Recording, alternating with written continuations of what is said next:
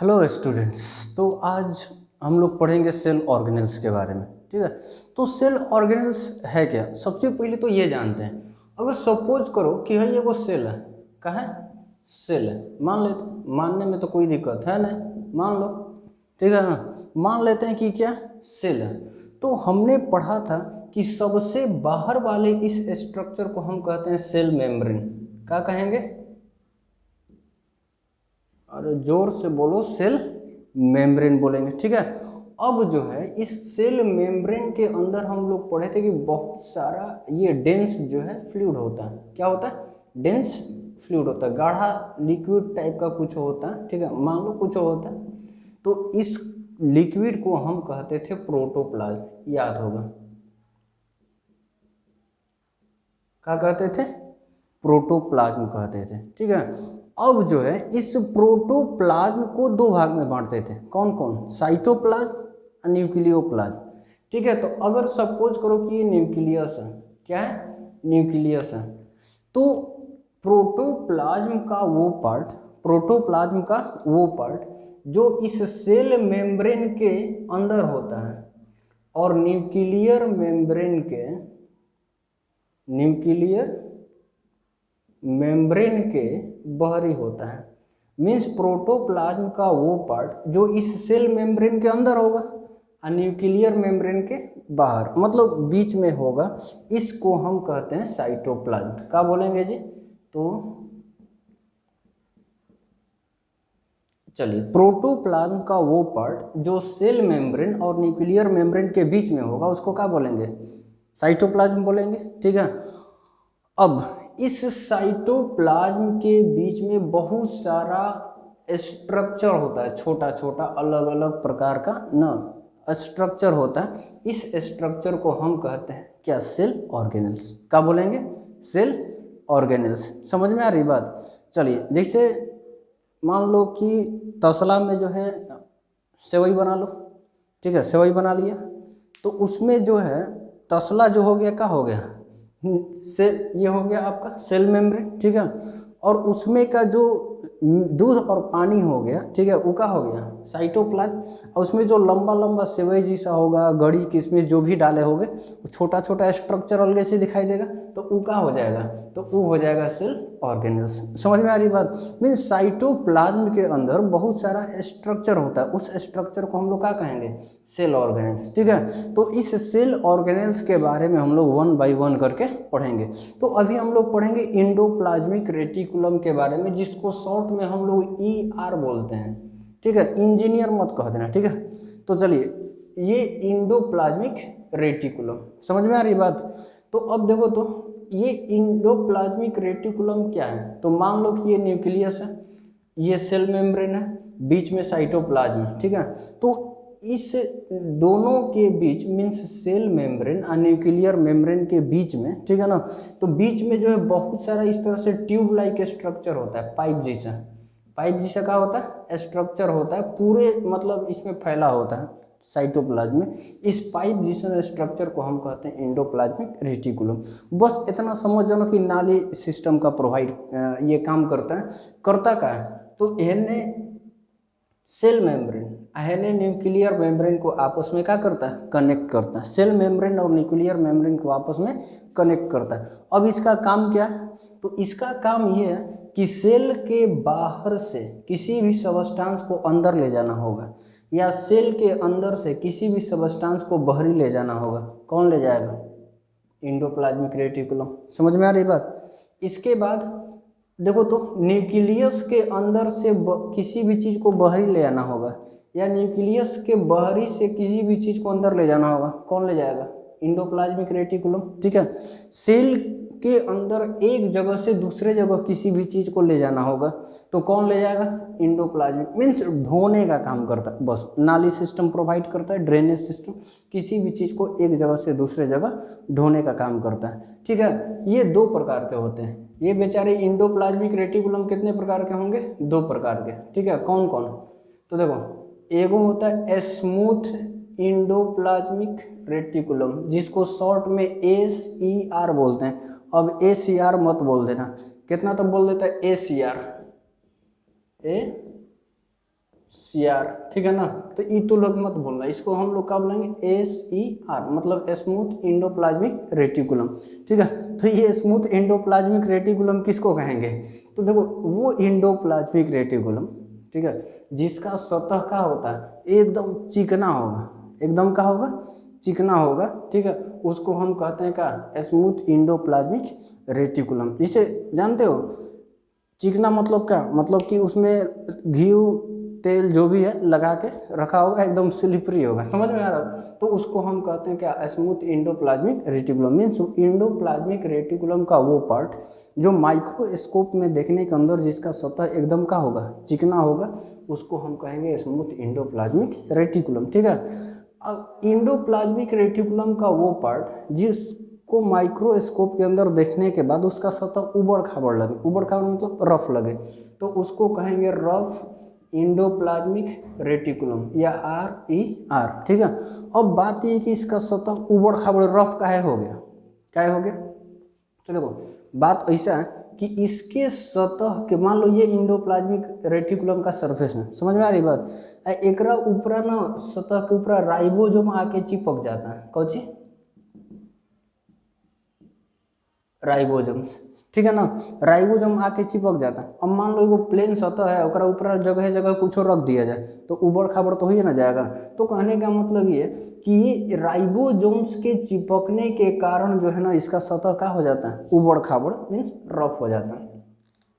तो endoplasmic reticulum समझ में आ गया, बस कुछ नहीं है, ट्यूब लाइक स्ट्रक्चर है जो ड्रेनेज का काम करता है, किसी भी चीज़ को सेल के अंदर एक जगह से दूसरे जगह ले जाने का काम करेगा, उसके बाद न्यूक्लियस और सेल के बीच में किसी भी चीज़ को एक्सचेंज करने में, या सेल के बाहर से अंदर या अंदर से बाहर, कितने प्रकार का होगा, दो प्रकार का, एक स्मूथ और दूसरा रफ। इसको रफ इंडोप्लाज्मिक रेटिकुलम कहते हैं कि इसका सरफेस रफ होता है। रफ का हो गया, समझ में आ गया।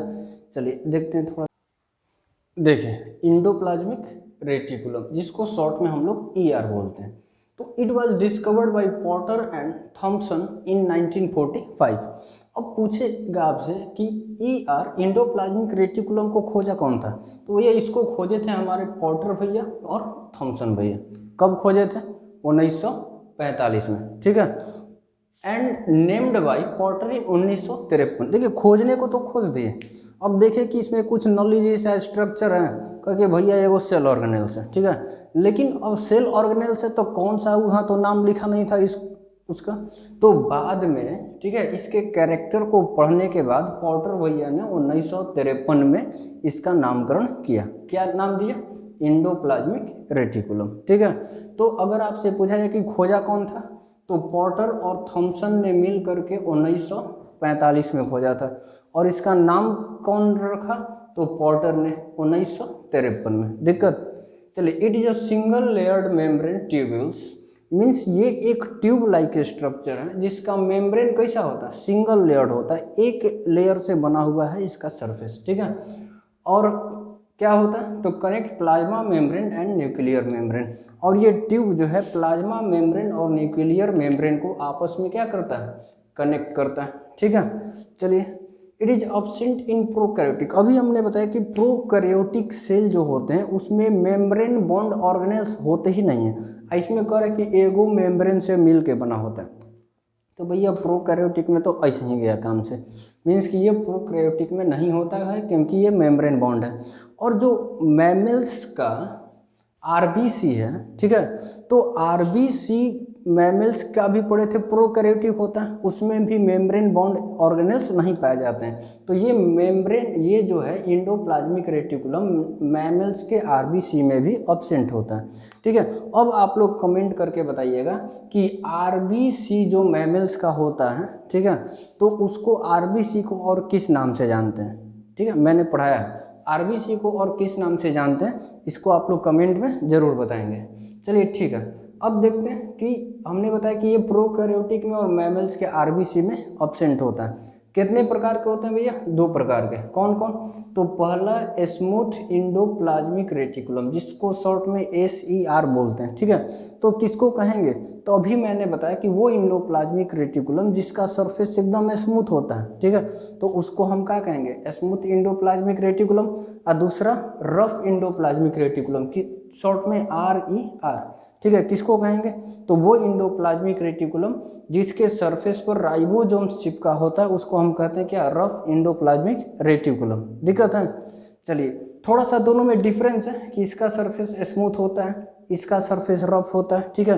ये जो है स्मूथ वाला जो है फ्लैट होता है, रफ वाला थोड़ा सा ट्यूब लाइक स्ट्रक्चर होता है, ठीक है। इसके बाद अगर हम बात करेंगे तो स्मूथ वाले जो है उसमें प्रोटीन नहीं बन सकते हैं, ठीक है, और रफ वाला जो है प्रोटीन बनाने का काम करता है, किसके चलते? राइबोसोम्स के चलते। दिक्कत है? तो ये थोड़ा सा डिफरेंस है। चलिए, अब हम लोग देखेंगे कि इस इंडोप्लाज्मिक रेटिकुलम का फंक्शन क्या है, ठीक है। देखिए, function of ER means ER का फंक्शन क्या है, काम क्या है? ER is the site of protein synthesis. जो इंडोप्लाज्मिक रेटिकुलम है, ठीक है, वो प्रोटीन सिंथेसिस का क्या जगह होता है? मीन्स अभी हमने बताया था कि रफ इंडोप्लाज्मिक रेटिकुलम प्रोटीन बनाने में मदद करता है। क्यों? क्योंकि इसके सतह पर राइबोसोम चिपका होता है। दूसरी बात, SER helps in lipid synthesis. जो स्मूथ इंडोप्लाज्मिक रेटिकुलम होता है वो लिपिड के फॉर्मेशन मदद करता है, ठीक है। It helps in intracellular and intercellular transportation. अभी मैंने बताया था कि सेल के अंदर एक जगह से दूसरे जगह किसी भी चीज़ को ट्रांसपोर्ट करने की जरूरत हो, मीन्स इंटरसेलुलर, या सेल के अंदर से बाहर या बाहर से अंदर यानी इंट्रासेलुलर, किसी प्रकार के ट्रांसपोर्टेशन किसकी मदद से होते हैं? तो इंडोप्लाज्मिक रेटिकुलम की मदद से। It provide internal support to cell. ये सेल को इंटरनल सपोर्ट प्रोवाइड करता है ताकि वो स्ट्रॉन्ग और अपने शेप में बना रहे। In vertebrates SER of liver cell takes part in detoxifying many poisons and drugs. Means की वर्टिब्रेट्स में, ठीक है, जो स्मूथ इंडोप्लाज्मिक रेटिकुलम होता है किसका? लिवर सेल का, ठीक है, वो ये ड्रग्स और पॉइजन को डिटॉक्सिफाई करने में, मीन्स उसके असर को, टॉक्सिक सब्सटेंस के असर को ख़त्म करने में मदद करता है।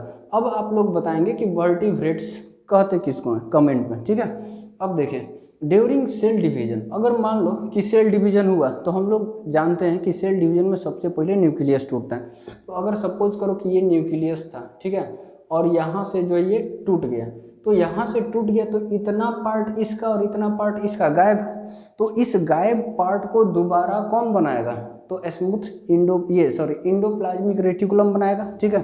अब देखते हैं यहाँ पर प्रोटीन और जो लिपिड बनाता है, ये रफ और स्मूथ इंडोप्लाज्मिक रेटिकुलम मिल करके वो सेल मेम्ब्रेन बनाने का काम करता है। मीन्स ये प्रोटीन और लिपिड की मदद से सेल मेम्ब्रेन का फॉर्मेशन होता है। और याद रखना, सेल मेम्ब्रेन बनाने के प्रोसेस को हम कहते हैं मेम्ब्रेन बायोजेनेसिस। प्रॉब्लम है तो अगर कोई पूछे कि मेम्ब्रेन बायोजेनेसिस क्या, तो सेल मेम्ब्रेन बनाने के प्रोसेस को हम कहते हैं क्या? Membrane biogenesis. अब देखते हैं Golgi apparatus. Students, Golgi apparatus के बारे में। गोल्गी एपरेटस को हम लोग गोल्गी कॉम्प्लेक्स या गोल्गी बॉडीज भी कहते हैं, ठीक है। और किस नाम से जानेंगे? तो गोल्गी कॉम्प्लेक्स या फिर गोल्गी बॉडीज। ठीक है, it was discovered by sir Camillo Golgi in 1898। जो गोल्गी एपरेटस था वो किसके द्वारा खोजा गया था? तो सर कैमिलो गोल्गी, हमारे गोल्गी भैया ने इसको क्या किया था? खोजा था, ठीक है। थोड़ा रिस्पेक्ट से नाम लेंगे आप लोग क्योंकि बहुत बड़े साइंटिस्ट थे, ठीक है। क्या नाम था? सर कैमिलो गोल्गी, ठीक है। अब खोजने को तो खोज दिए लेकिन वहाँ तो इसका नाम लिखा नहीं था। अब बेचारे नाम देना भुला गए, कह दी कि ऐसा एगो सेल ऑर्गेनेल्स होता है। तो इसका नाम कौन दिया? तो इसका नाम दिया सैंटियागो रेमोनी कैजल, ठीक है। कब दिया? 1914 में। तो कहने का मतलब ये है कि ये सर कैमिलो गोल्गी ने तो इसको खोज दिया 1898 में, लेकिन नाम कौन दिया? कैजल भैया। कब दिए? 1914 में। अच्छा एक बात, ये खोजे कहाँ से थे? तो ये जो खोजे थे nerve cells of barn owl and cat. Means ये कैट और बार्न आउल के नर्व सेल में से गोल्गी एपरेटस को खोज निकाले थे। बहुत मेहनत का काम किए थे। सबसे मेहनत का काम कि रात को जग के उल्लू पकड़ना, ठीक है। तो ये बेचारे उल्लू खोज के पकड़े और बिल्ली पे रिसर्च करके उसके नर्व सेल में से गोल्गी एपरेटस को निकाल डाला। सोचो कितना मेहनत किए होंगे बेचारे, ठीक है। इसीलिए बहुत बड़े साइंटिस्ट थे बेचारे, इटालियन थे साइंटिस्ट, फूड नहीं, ठीक है। तो चलिए, इटालियन साइंटिस्ट थे, ठीक है। क्या किया था इन्होंने, तो 1898 में गोल्गी एपरेटस को खोज निकाला था। कहाँ से, तो nerve cell of barn owl और कैट, मीन्स कैट और बार्न आउल के नर्व सेल में से। लेकिन और इससे हमारे नर्वस सिस्टम को पढ़ने में इतना बेहतरीन तरीका और हार्ट का इलाज करने के लिए इतना बेहतरीन जानकारी मिली कि उसके लिए इनको नोबेल प्राइज मिल गया। किसको, कैमिलो गोल्गी साहब को। लेकिन बेचारे देखो, जो महान व्यक्ति होता है ना वो ईमानदार भी होता है। तो इनको लगा कि अरे हम तो खोज भी किए थे, नमूत ही दिए थे कैजल साहब ने, तो इनका भी कुछ हक बनता है। देखो इसको ईमानदारी कहते हैं। तो इन्होंने बेचारे अपने नोबेल प्राइज को शेयर कर लिया किसके साथ, कैजल के साथ। काहे कि बेचारा नाम दे दिए थे वो, ठीक है।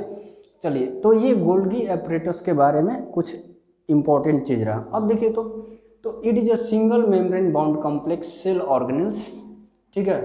तो कहने का मतलब ये क्या, तो ये एक सिंगल मेम्ब्रेन बॉन्ड, अगर पूछे गोल्गी एपरेटस में क्या गो मेम्ब्रेन होता है, एगो मेम्ब्रेन होता है, तो सिंगल मेम्ब्रेन बाउंड से कॉम्प्लेक्स सेल ऑर्गेनेल्स है, ठीक है। लेकिन जैसे ही प्लांट सेल की बात करते हैं तो ये जो है सेपरेट यूनिट बनाता है, जिस सेपरेट यूनिट को हम कहते हैं डाइसाइटोजोम्स, ठीक है। क्या कहेंगे, डाइसाइटोजोम्स, ठीक है। Its membrane are thin and curved and are called crystal, ठीक है। तो कहने का मतलब कि इसका जो मेम्ब्रेन होता है अभी वो बहुत कर्व और क्या होता है, पतला होता है। सिंगल मेम्ब्रेन हो भी करता है तो पतला हो भी करेगा, और साथ ही साथ कर्व भी होता है, ठीक है। और इसीलिए इसको हम क्या कहते हैं, क्रिस्टल, ठीक है, क्रिस्टल बोलते हैं। इसका काम क्या है, तो it involves in repair and synthesis of cell membranes. अगर मान लो सेल मेम्ब्रेन किसी तरीके से कट गया, ठीक है, या डैमेज हो गया, तो उसको रिपेयर करने का काम कौन करेगा, गोल्गी एपरेटस। ये लाइसोसोम्स को बनाने में मदद करता है, ठीक है। मीन्स ये लाइसोसोम्स के सारे इंजाइम्स को अपने पास बटोर के और उसको एक लेयर में क्या कर देता है, पैक कर देता है। फाइनली लाइसोसोम्स यहाँ से बन के तैयार होता है, ठीक है। ये लाइसोसोम्स क्या है, इसके बारे में हम लोग आगे पढ़ेंगे। इसके बाद देखो तो component of cell wall are synthesised by Golgi apparatus. Cell wall का जो कंपोनेंट होता है ना, एक्सेप्ट सेलुलोज को खास करके छोड़ करके, ठीक है, तो उसको जो है कौन फॉर्म करता है, तो गोल्गी एपरेटस करता है। It also helps in making sugars, चाहे वो कॉम्प्लेक्स हो या स्पेशल हो, शुगर बनाने में मदद करता है, चाहे वो कॉम्प्लेक्स शुगर हो या फिर कुछ स्पेशल शुगर हो, ठीक है। आगे हम लोग मिलते हैं अगले वीडियो में, तब तक के लिए थैंक्स, टेक केयर। अगर वीडियो पसंद आया तो इसको लाइक कीजिए, सब्सक्राइब कीजिए और ज़्यादा से ज़्यादा शेयर कीजिए ताकि और लोग भी इसके साथ जुड़ सकें, ठीक है।